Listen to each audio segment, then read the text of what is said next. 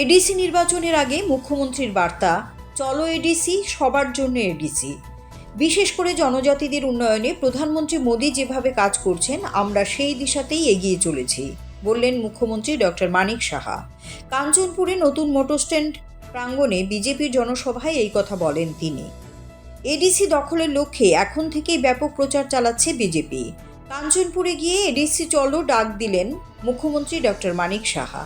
কাঞ্চনপুরে এখন রাজনৈতিক উন্মাদনা তুঙ্গে। শনিবার কাঞ্চনপুর নতুন মোটর স্ট্যান্ড প্রাঙ্গণে অনুষ্ঠিত হয় বিজেপির এক বিশাল প্রকাশ্য জনসমাবেশ। মুখ্যমন্ত্রীর উপস্থিতিতে এদিন গোটা কাঞ্চনপুরের যেন দখল নিয়ে নেয় গেরুয়া শিবির। মঞ্চ থেকে মুখ্যমন্ত্রী রাজ্যের সার্বিক উন্নয়ন, অবকাঠামো, স্বাস্থ্য, শিক্ষা এবং জনকল্যাণমূলক প্রকল্পের অগ্রগতির কথা তুলে ধরেন।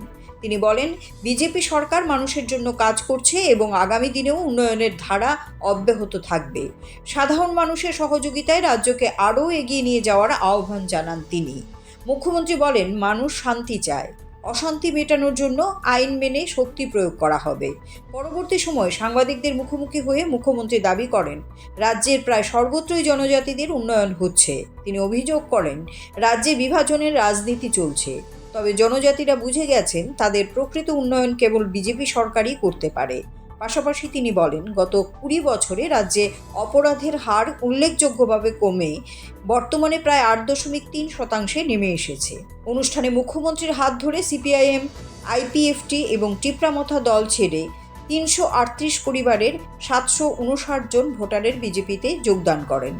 জনসমাবেশে মুখ্যমন্ত্রীর পাশাপাশি উপস্থিত ছিলেন মন্ত্রী শান্তনা চাকমা, মন্ত্রী টিঙ্কু রায়, মন্ত্রী বিকাশ দেববর্মা, প্রাক্তন সাংসদ রেবতী মোহন ত্রিপুরা, বিজেপির নেতা বিপিন দেববর্মা, জনজাতি মোর্চার প্রদেশ সাধারণ সম্পাদক স্বপন রায় রিয়াং, উত্তর জেলার সভাপতি কাজল দাস, কাঞ্চনপুর মণ্ডল সভাপতি বীরেন্দ্র কর সহ অন্যান্য নেতৃত্ববৃন্দ। এদিন শান্তিপূর্ণভাবে অনুষ্ঠান সম্পন্ন করতে প্রশাসনের পক্ষ থেকে পর্যাপ্ত ব্যবস্থা গ্রহণ করা হয়। जनता पार्टी के बिना अभी ये जनजाति के जो इनका उन्नयन अगर होना है तो एकमात्र ये विश्वास आ गया खाली भारतीय जनता पार्टी कर सकते, मोदी जी कर सकते। इसीलिए जहाँ भी जाता हूँ बहुत लोग आ रहे हैं और इतना भारी मात्रा में, मैं पहले भी यहाँ पर कांचनपुर में मैं आया और हमेशा कांचनपुर में एक अशांति का वातावरण हमेशा रहा। अभी मैंने इन लोगों को ये कहा है कि शांति होना चाहिए और हम शांति के लिए कभी कभी शक्ति भी प्रयोग करें और लेकिन कानून के दायरे में रखें। और इसीलिए अभी पूरा त्रिपुरा में जिस तरह शांति अभी का वातावरण अभी आया है, कल भी आप देखो ये हमारा डीजीपी साहब ऑलरेडी बोल चुका है 20 साल में इतना मैंने क्राइम कम हुआ है अबाउट 8.3%। तो इसको लेके बाहर से भी लोग यहाँ इन्वेस्ट करने आ रहे हैं और हमारा त्रिपुरावासी जो बाहर रहते थे ये लोग भी आ रहे हैं अभी।